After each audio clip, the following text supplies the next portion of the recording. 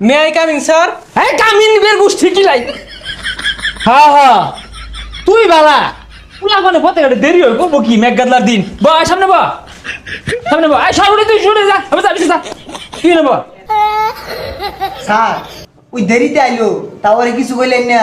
এই কি করবো মেঘ পড়তাছি ছাতি আসি নিয়ে লেগে দেরি হয়েছে স্যার বাইরে তো মেঘ নাই, রোদ উঠছে।